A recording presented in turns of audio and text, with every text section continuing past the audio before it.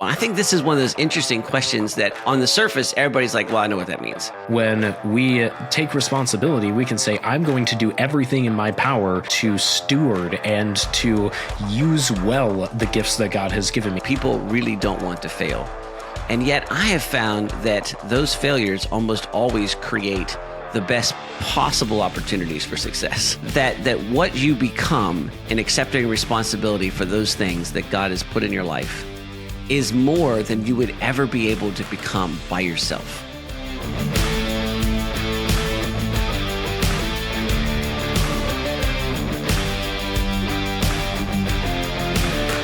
Welcome back to the Be Unbound podcast, where we discuss practical Christian living, how to build thriving communities, and how to be extraordinary at the ordinary. I'm your co-host, Jonathan Brush. And I'm your co-host, David Rethemeyer. So, David, we are just a week out when we're recording this from our national conference, Apex. And oh my gosh, time has flown. Yeah, that means a lot of things, and we may not dwell on that too much. But one of the things it means is that we've been really thinking about and embedded in the kinds of themes that the cabinet picks. And so this year, the Apex subtitle is Apex Endeavor, and they have some sub-themes of identity, responsibility, and courage. And we talked about identity, I think, on our last podcast. And so we're going to look at this responsibility a little bit. And that reminded me of a story that David, you and I were talking about as we're preparing for this podcast. And I have to be very generic in the story because I don't want to out my children. But let's just say several years ago, one of my children borrowed a piece of outdoor gear to go on a trip. And that piece of outdoor gear was left somewhere.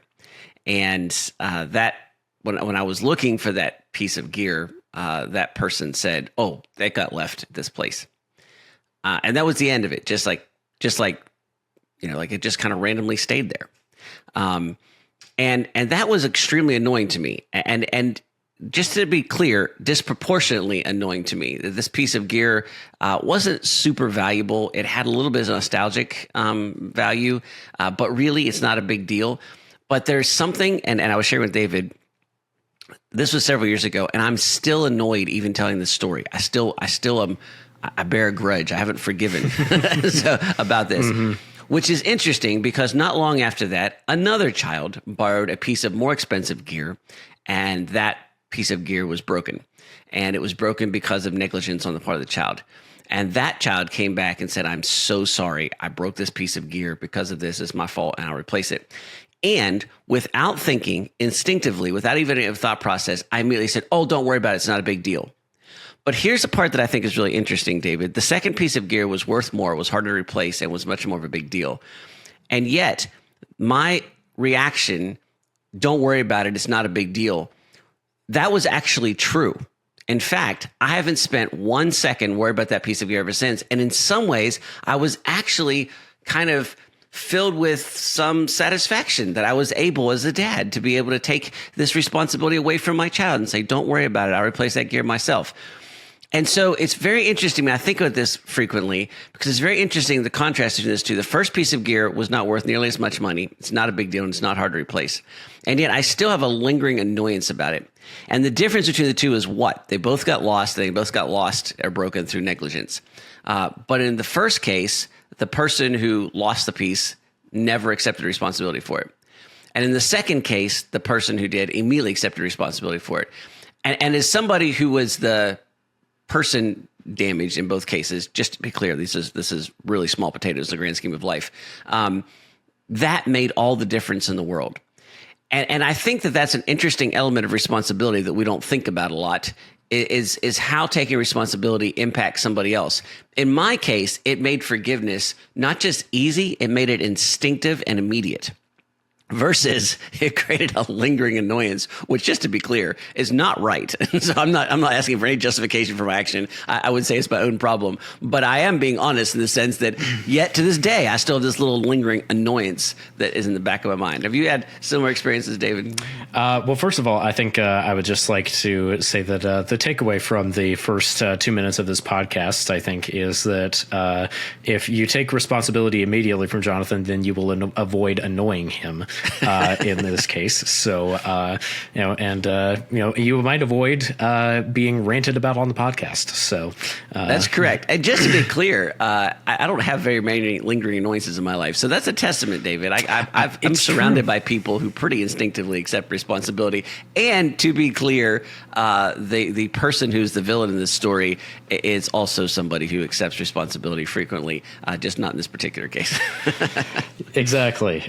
Yeah. Usually your annoyance is more directed at inanimate objects, specifically mechanical ones that are made after the year 2018. So that's correct. I spent last Saturday directing my annoyance at a mower and mower belt that were not agreeing with each other in terms of their function, meaning that the mower belt was exiting the mower frequently, and I was not able to resolve that situation. So. Yes, exactly.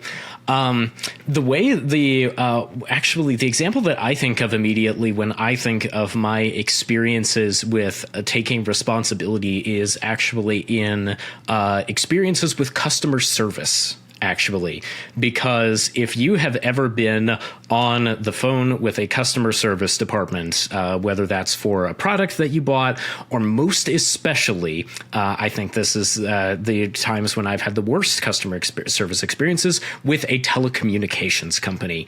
It has the potential to just absolutely drive you up the wall, because especially there will be people on there who will only go through their script and who will ask you all of these troubleshooting questions and will so often just make you feel like because you're having a problem with your service that was working, all of the way up until this point, that you are the one who should be fixing the problem, that you feel like you should not be, calling them and, taking up their time.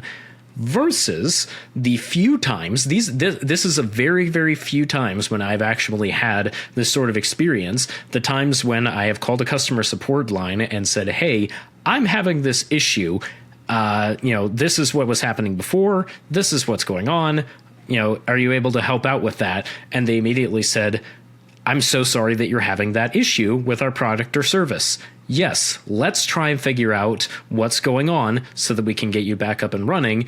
And for one thing, like that actually acknowledges me as a person. I'm not just a ticket or just like somebody who's moving through a questionnaire. I feel like my actual problem is being acknowledged.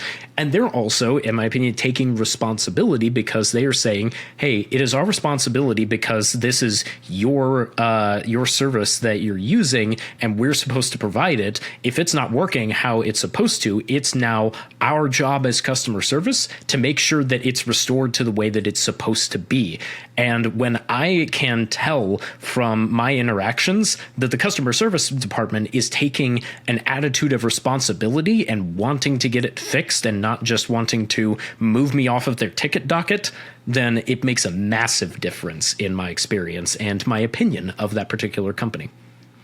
I can completely agree. Many years ago, we had an internet problem. We had been away from home. We came back. The internet didn't work. Needed the internet to work for my job, and called the national customer service thing, and it just was this constant. It was my fault, and I was like, no, I'm paying you.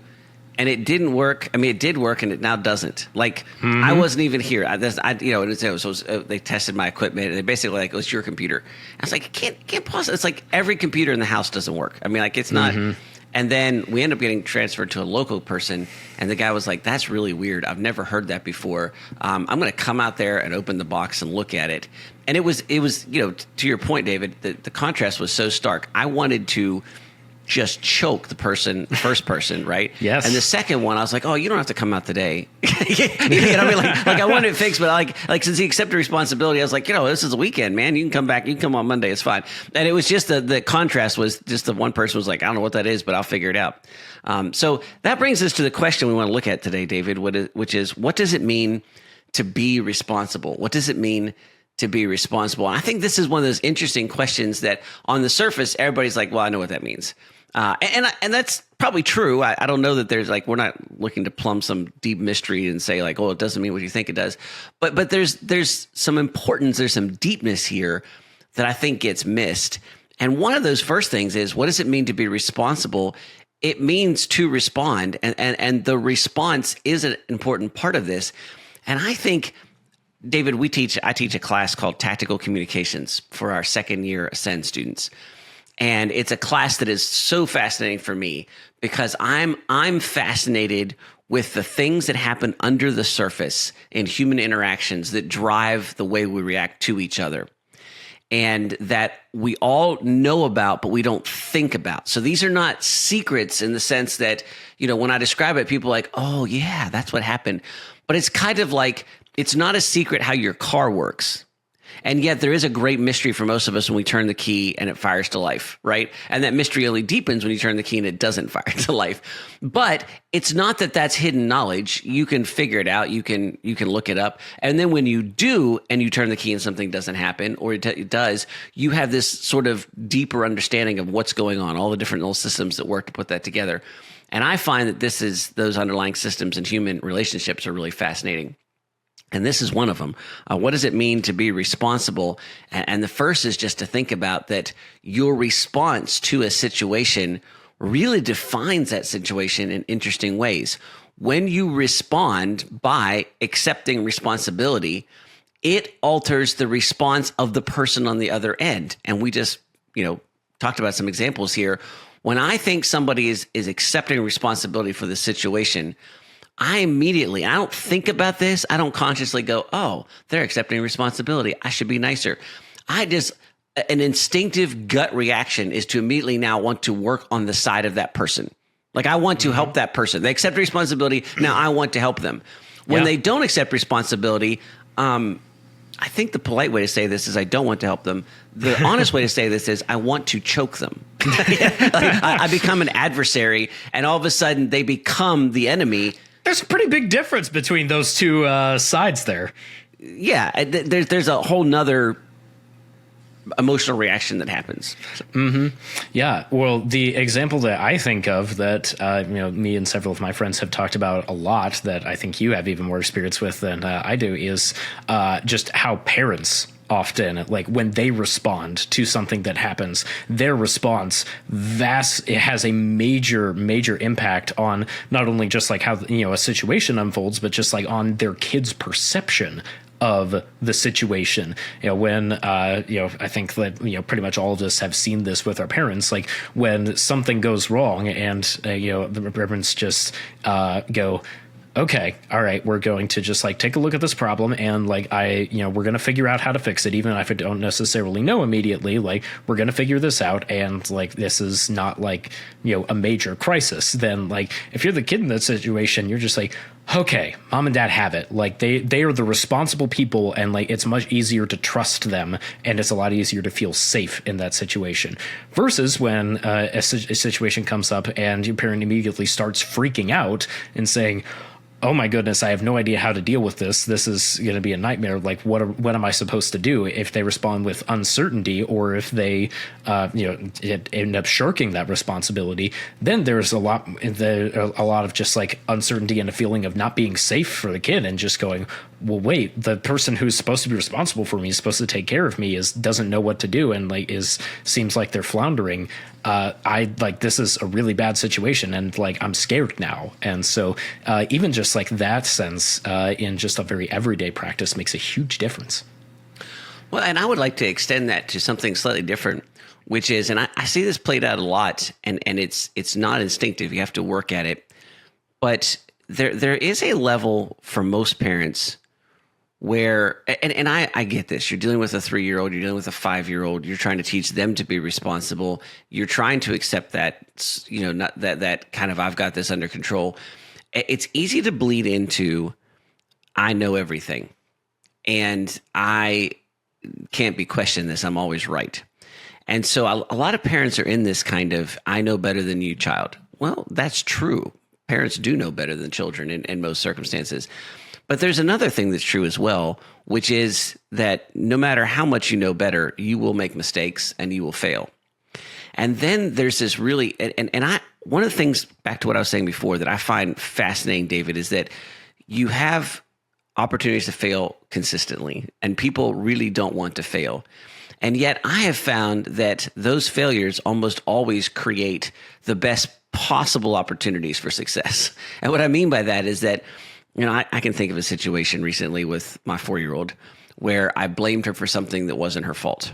So now it's a reasonable, rational thought that it would be her fault. Most things are that happen to go wrong in our household, right? And so I could easily rationalize that and say, I got this one wrong, but I missed 20 other things that she destroyed that she never got in trouble for. And so it's going to balance out in the end. And instead, what you have to do is you have to come and say, I accept responsibility for my incorrect analysis here. I apologize. I messed this up.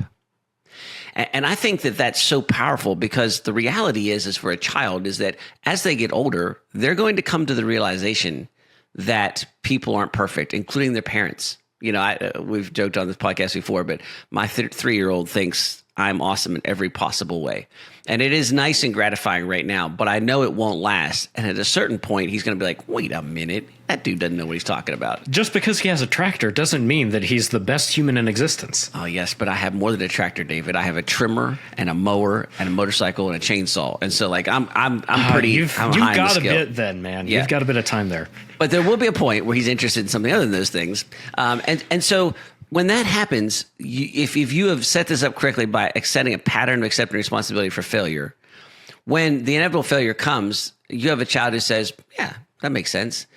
Instead of, this is a little far afield, but I'll try this. I was in a Bible study many, many years ago, and it made the claim, and some of you who listen will know what this Bible study is. It made the claim that every man has a father wound, that every man has been betrayed in some way by his earthly father, and it makes it hard for him to relate to his heavenly father. And the Bible study really asked people to sort of talk about and lean into. Now, to be clear, there were men in our Bible study who had some dysfunctional relationships with their fathers, and this was a real thing. But I was struck by the fact, I called my dad and I said, hey, I got a bone to pick with you. And he's like, what? I was like, you totally screwed me up for this Bible study I'm in. He's like, what do you mean? And I was like, everybody's talking about a father wound and I don't have one. And they just think I'm a snotty jerk because I'm like, not me. And they're like, oh yeah, you're greater than everybody else. and so, my dad is not that, he's kind of uncomfortable with the whole conversation. He's like, I'm sure I messed things up. But here's the thing. Yeah, he did mess things up. I know my dad's not perfect. But I knew my dad wasn't perfect as soon as I was old enough to know that people weren't perfect because my dad accepted responsibilities for his failures. And so I genuinely, did my father ever sin against me? I'm sure he did. He's human. Was it ever a big deal? Not really, because he accepted responsibility for it, asked for forgiveness, and we moved on. And so I don't carry some sort of deep betrayal from my father. I know him as a real person who's done, I think, an extraordinary job of parenting, who I'm sure has made some mistakes, but always accepted responsibility for those mistakes in such a way that my respect and my ability to look up to him has never changed from the time that I was small and he had a motorcycle and a chainsaw until now, where I have his motorcycle, but still he's better with a chainsaw than I am. Right. Yeah. I think what I'm getting from this is that there is this interesting kind of difference where you are still like there's no denial of the reality of the situation. Like if you're responsible for something and you're trying to deny that like the situation is as bad as it is, or you're trying to deny that like you're actually responsible, that's going to immediately damage trust. And so that's immediately going to be like harmful to the people that are around you that are affected by the thing that you're responsible for. But at the same time, like you can, when you're honest about it, you can still say like, especially if you're in a situation where you say like, hey, I messed up, or hey, I'm not sure exactly how we're going to fix this. And you can still say, but I'm still responsible for it. And so I'm still going to do everything I can to make this right, or to figure out what's going on here and to be able to resolve the situation. Because the responsibility not only comes when something goes wrong, it's also now you're responsible for fixing it or for addressing it or for just responding to the particular situation when something occurs that a response is required. And so I think there's both the ownership piece and then also how you actually respond, and the attitude that you respond with makes a huge difference. Well, I think that that gets to something that's very important here. That is one of the sort of, it's there, but people don't think about it really tightly. And that is the response. And I think this makes sense, particularly in a Christian context. So, at the heart of our theology, at the heart of our belief, is the heart of what we think makes the world real and the reality, is that something tremendous happened around 33 AD. and that it changed the entire course of human history, or at 0 AD, when God sent his son to live among us. And then we carried out our sinful nature and killed him in an unjust manner, and that he walked out of a grave. And so, and doing so, died for our sins. And all of those things were things that we didn't do, or the things that we did were incorrect or wrong, sinful. And now we are called to respond to that. We're not called to do something necessarily. We're not called. We're not called to earn that. We're not called to make ourselves just for that. That all of that was taken care of then, and so we're to respond to that action. And I think that ongoing truth rolls down through the ages, and it says that the life that we live now, what are you responsible for? Well, you're responsible to respond to God. And it's worth noting that God has promised that he will make all things new, that he will right every wrong, that he's taking care of all things. And so you're not responsible for fixing the world. We're not responsible for righting every wrong. We're not responsible. But God does put us in a position and says, hey, you, child, have been born in this time and place, and I'm inviting you to join me in the restoration of all things. I'm inviting you to participate in my work. And then how we respond to that invitation becomes really important. Are we going to respond in such a way that we're going to participate with God and what he is doing? God has already accomplished it. We can trust in that. This is the parent who doesn't make mistakes. This is the parent who is righteous. This is the parent who doesn't, have to accept responsibility for things that go wrong, because by definition, God doesn't do anything that's wrong. And so instead we get to respond. And the point is, do we join in that? And I think for me, that puts a really interesting perspective on responsibility, David. I think there's a secular view of responsibility, which is the buck stops here. And so I'm going to accept full responsibility. And I think that's important. And I'm not actually belittling that, but I think it's possible to accept that kind of responsibility. It's possible for me to have the strength to say, I accept full responsibility for this, knowing that I do that in the context of responding to what God has done for me, and that changes everything. There's a bigger truth behind that little action there that makes that little action possible. Yeah, there's this interesting reality where in that secular view, like, you are ultimately, in control of all of these things. And I think the difference that comes in when you recognize the reality of God being ultimately the one in control is that you are responsible. Like, you are responsible for the things that he has put in your life, but ultimately he is the one who still has ownership over those things because he gave them to you in the first place. If you're able to understand that the things that you are responsible for now, you're responsible for not because you've earned them, not because you are particularly special, not because you've worked hard enough, but because God has deemed it fit for you to have them. Now, is hard work and is merit involved in some of these things? Yes, to some extent, but but God has very clearly made it stated that his blessings are, he gives and he takes away, and that is based on his wisdom, not ours. And so when we take responsibility, we can say, I'm going to do everything in my power to cultivate and to steward and to use well the gifts that God has given me, whether that's physical items or, skills and abilities, until God sees fit that, that moves on from me, or that, I'm no longer, I don't need that gift anymore, that I pass that on to someone else, especially if it's a physical resource. And so we have ownership of these things, but the ownership is, I'm going to try out this term, Jonathan, you can let me know if it makes sense or not. It's like a sub-ownership to some extent. I'm thinking of C.S. Lewis's sake of us being sub-creators, is that ultimately we have the creativity that's ultimately from God. We have ownership, but it's an ownership that is given to us by God first, because God is the ultimate owner of all things, but we get to practice ownership in our own spheres where he has given us the opportunity to. Does that track? Yeah, I think so. I mean, you might draw an analogy here. What's it mean to be a good renter? Ultimately, it's not your house, but accepting responsibility for keeping it clean and even upgrading the maintenance and changing the filters on the furnace and all those kinds of things. That substantially alters your relationship to the owner and also increases the quality of the time that you spend in that unit and continues to build trust between them, which then has an impact on the whole relationship. And so, yeah, I think that sort of sub-ownership thing makes sense.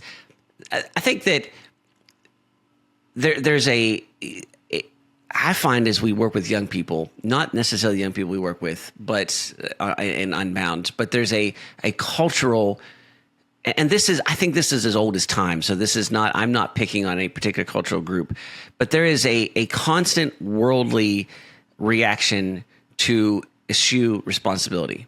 To walk away from responsibility, to say that responsibility means that, and I think this is where it gets really interesting. What does it mean to be responsible?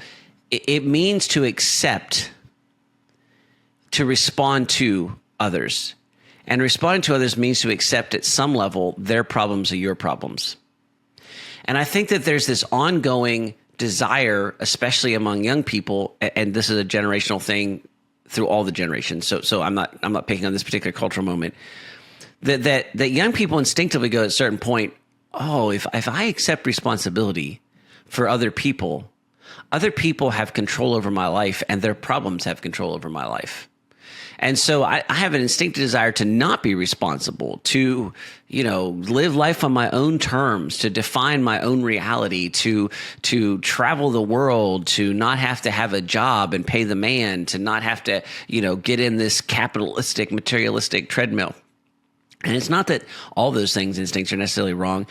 It's that it's easy in the process of doing that to really be saying, I don't want to live for anything except for myself. I don't want to accept responsibility for other people, because instinctively, deep in my heart, I know when I accept those kinds of responsibilities, I'm accepting other people's problems as my problems.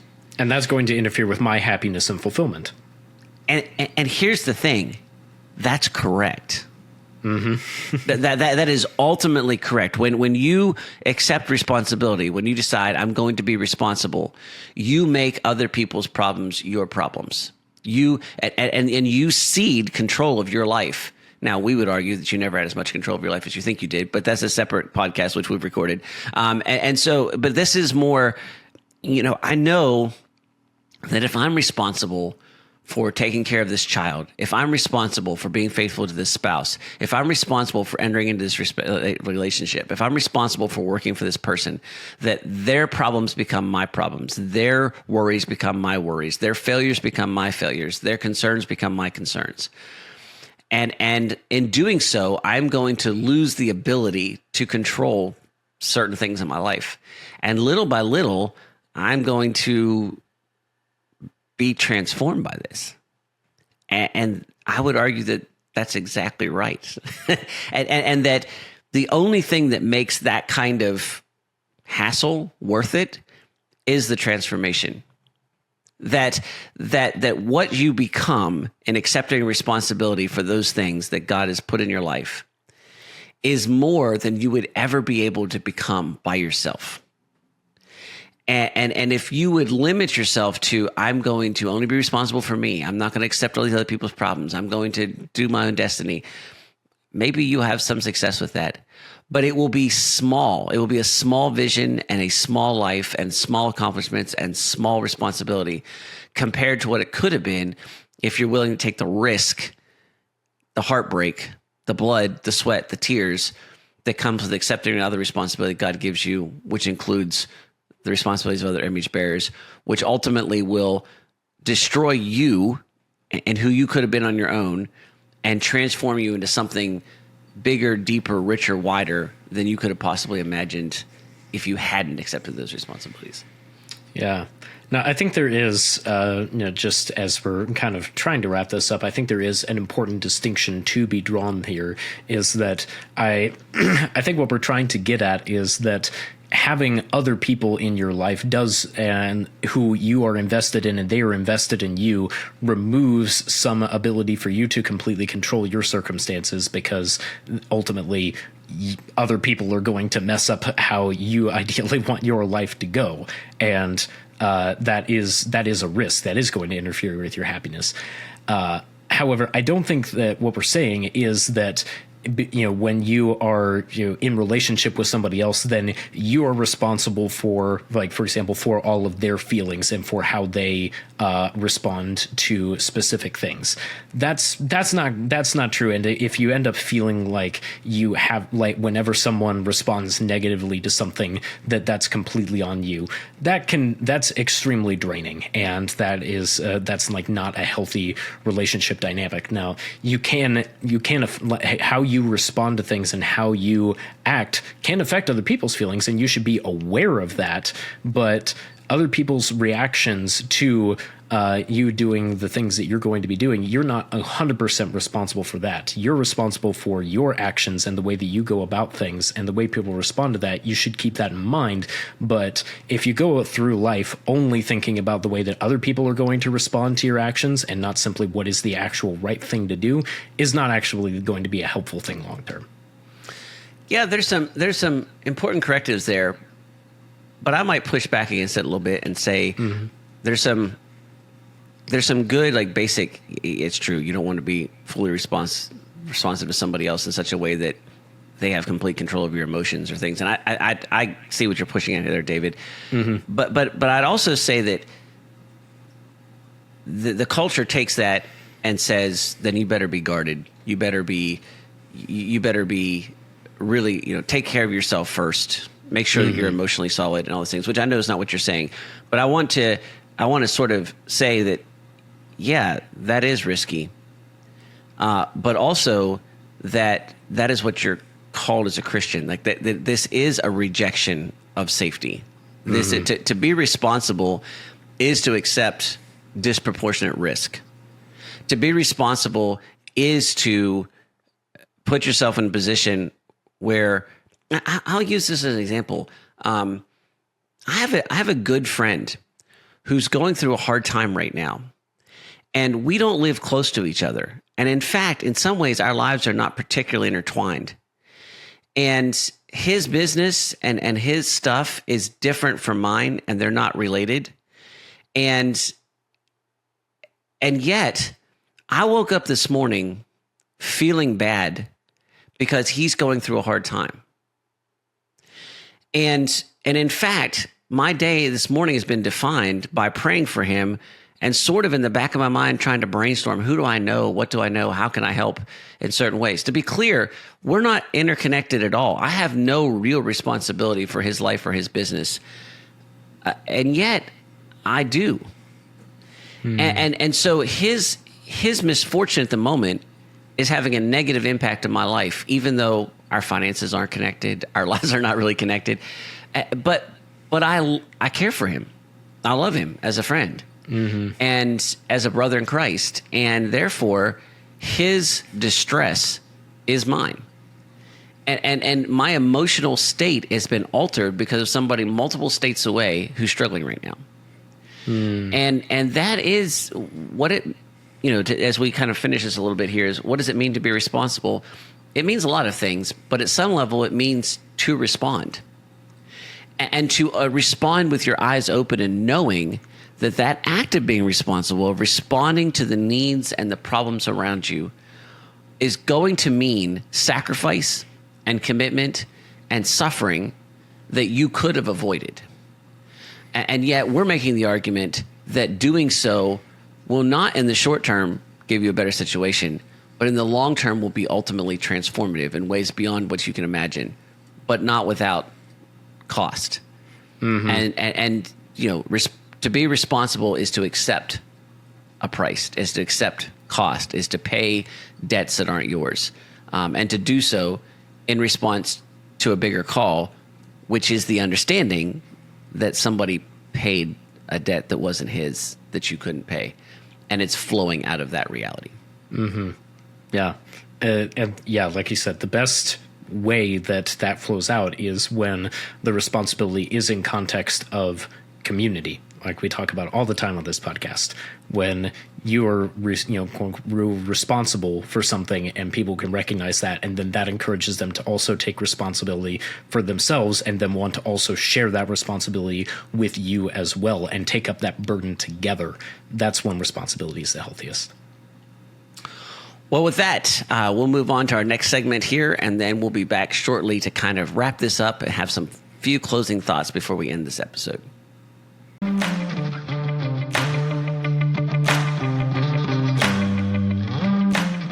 All right, Jonathan, in continuing our theme of the piece of technology that is most frustrating to you, we have teased the fact that you are frustrated by a very certain segment of technology for quite a few episodes now. It has been almost a running joke at this point, but now I think it's about time. You've been asking to do a full episode on it for a while, but we figured that the wildcard was going to be the best place to at least introduce it. So, Jonathan, tell us about the technology that frustrates you. I'm sure nobody could guess what it is. Yeah, you're not fooling me, David. I realized that this is just a little way to help me avoid doing the full episode, and so if we let Jonathan rant here, we won't do the full episode. Yes, the thing that I rant about all the time is that we travel a lot for Unbound, and we have to land in certain places and rent cars, or even if we're going on particularly long trips, it often is advantageous for us economically to rent a car rather than pay mileage for somebody's personal car. And so we drive a lot of new cars. Now, there's an irony here, David. I don't own a new car. My newest car is a 2009, I believe. And so that's the latest technology that I've got personally. So we rent these new cars. And for a while, David, renting a new car was a really cool thing. Like, you got to have a better car, and there's some new features in it and all those kinds of things. And so I've now concluded that was true until like 2012 or 2015. And starting about there, we would get these cars, and the first thing that I noticed is then we started getting the radar-controlled cruise control. And I would spend an hour sitting in the parking lot trying to Google how to turn off the stupid radar, because otherwise I'd be driving along and the car would all of a sudden slow down or speed up and just completely freak me out. And I just was annoyed by this kind of technological overreach into my life. I'm perfectly capable of running the cruise control myself. But then as it's gone along, I just think it's reached a point of utter absurdity. And so the cars that we've rented in the last couple of years, I feel like, David, there's a bunch of people who are sitting in a room somewhere and they're saying, what could we do? And they're not asking the question, do we need to do it? It's just a matter of like, what kind of feature can we? And I feel like it's like somebody took an entire basket of features and just dumped it randomly into a pile somewhere and then sold it. And nobody thought about, how do these features actually work? Are they useful? Are they not useful? It's just like, let's do it and then just add it as a feature. Like, this car has 10,000 technological features, but the trick is 9,950 of them are useless, or not just useless, they actually impair the actual purpose of the car. And so let me give you an extreme example of this, David. I think when you drive a car, the first thing that you should have prioritized is the ability to drive the car. Like it should make it easy to drive the car. And then it should make it easy to control the HVAC in the car, because it's easier to drive the car when it's not 99 degrees in the car or 10 degrees in the car. And then after that, everything is kind of, like maybe the music sound system is next. I don't know what's after that, but those two things are like first and second, and then everything else is tremendously later. And I have particularly disdain and fury for Chevy products on this. We've rented some Tahoes recently, and what is absolutely infuriating to me is that, first of all, we now have a fly-by-wire shift situation, so you're not actually physically shifting gears with a thing that's moving something in the transmission. So it's electronic. I don't like that, but I understand to some extent why you do that. What drives me crazy is Chevy has a proprietary shift pattern. Now, did anybody ask for proprietary shift pattern? Is there any advantages to proprietary? No, all cars have shifted in an automatic transmission the same way for years. Park, reverse, neutral, drive, first, second, right? I mean, like, that's the pattern. And now Chevy has this weird thing, like you pull it in to park and you push it up, I think, for drive and down for reverse and in for neutral. That is unnecessary. Nobody asked them to do that. It does not add anything to the car. It makes it confusing. I literally have to sit at a stop, at a parking space and go, what pattern do I have to hit to do the next thing? And then what's even more infuriating to me is that I've now made it a hobby of counting. In a Chevy Tahoe, typically it is 4 or 5 screens deep in the massive, movie screen level screen that's in the dash to get to the HVAC controls. Mm-hmm. To be able to adjust the heat and air conditioning in the car requires going through a touch screen 4 or 5 menus deep just to be able to turn the heat on or off. There should be a switch and a dial to move the heat. And anything more than that is superfluous. And I think quite possibly the impending warning signs of the end of Western civilization. So basically, if you happen to work in a car rental office and you see Jonathan Brush walk into that car rental office, you had best be very careful as to what sort of vehicle you give him and make sure that it has radar cruise control, at very least that can be turned off, and it has actual physical switches for the HVAC. Past that, we can ignore most of it. Or the other one that frustrated you to no end that we used the other day was a camera rearview mirror. Yeah, the rear view mirror was a camera and not a actual mirror. And the camera, like basically at a stoplight, I could see with great detail the grill and the license plate of the car behind me, but I couldn't see anything else on the rear view mirror. Now that one, to be fair, David, did have a button on that turned it back into a mirror, but it also, to be fair, took me 500 miles to figure that out.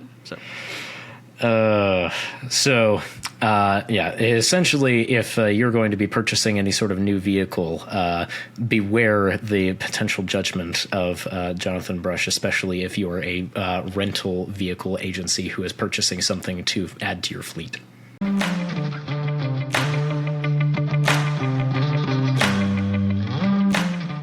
Well, welcome back to our student feature segment, and we have yet another member of the Unbound National Student Cabinet that are working really hard to make Apex happen. So we are happy to be joined by Evan this week. Thanks for joining me today. Of course. Yeah, so Evan, tell me a little bit about what your specific role has been on Cabinet this year. So this year, I've helped run the events for Apex. I was events executive for the first part of our cabinet for the first few, I think it was about first 4 months or so, just kind of overseeing what was going on, what events we wanted to include, brainstorming all of that.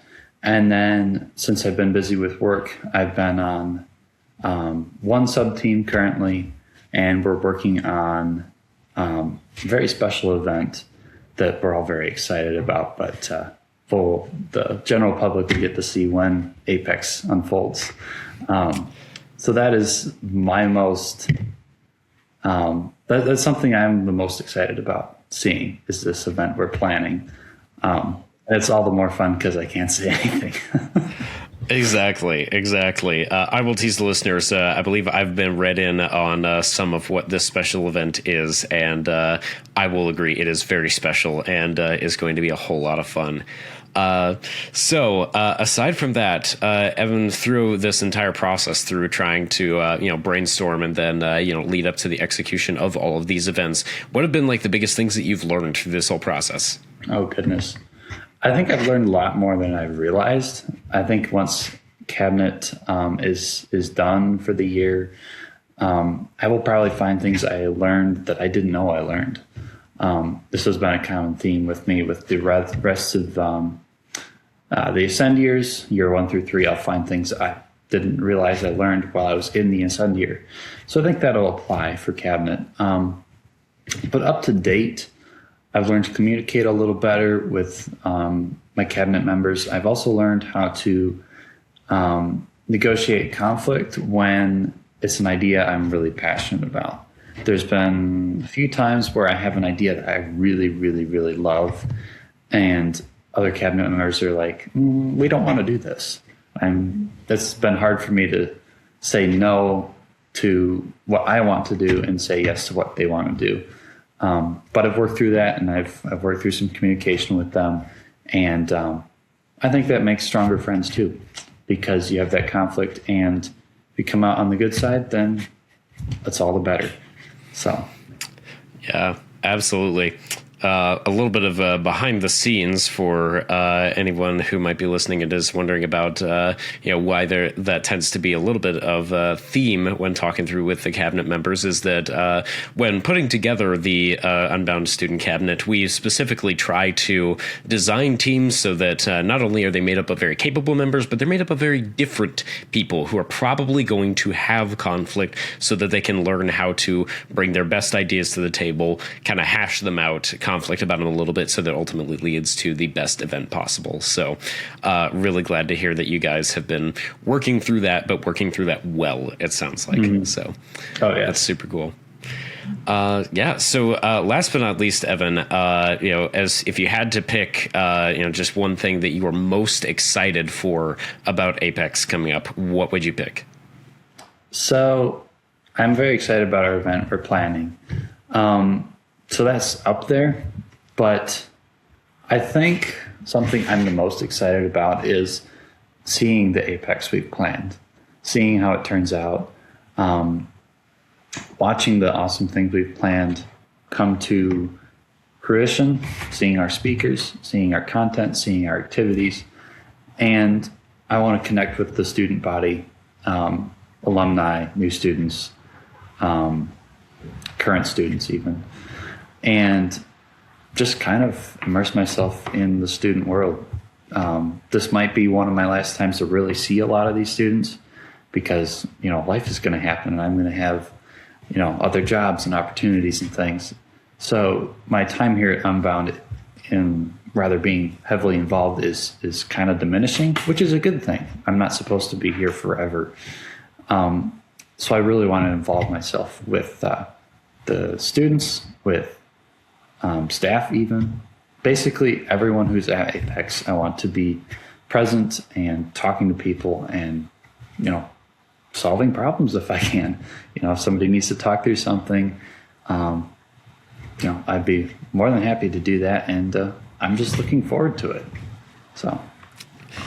Yeah, that is definitely the best part of Apex, is all the amazing people that you get to participate in Apex with. So that's cool. Well, thank you so much, Evan, for sharing that and for all of your hard work, you and the rest of the cabinet, on planning and making Apex happen. If listeners, you want to learn more about Apex, you can visit the Apex webpage, which is beunbound.us/Apex, if you want to learn a little bit more about the event that they've worked so hard planning. And Evan, I will see you there at Apex. It's going to be a lot of fun. Yes, indeed, sir.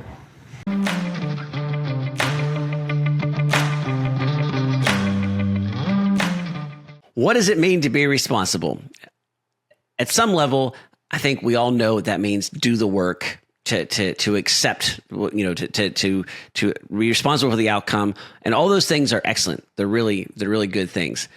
But I think it is transformative if we press through that reality. That's true, but not the ultimate truth. And we look at something deeper, a little richer, which is, what does it mean to be responsible? It means to respond. Respond to what? Respond ultimately to the reality of life itself. To respond to a creator who A, made you and then redeemed you. And then to respond in such a way that you accept responsibility, knowing that doing so is going to be hard, is going to cost you something, is going to require effort, and is going to mean ceding some of your own independence and often your own happiness because you are accepting the burdens of others.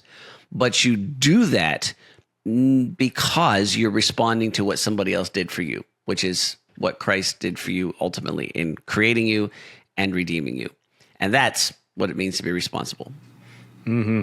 Yeah, I think a creative way to put that would be to be responsible is to care deeply, and to care at potentially the expense of yourself and your own happiness, to prioritize making better what is not right, or to celebrate what is right. Oh, David, we've got a collection of these sayings based on Eugene Peterson's faith is long obedience in the same direction. So responsibility is long care in the same direction. Ooh, I like that. I like that. And with that, until next time, be unbound.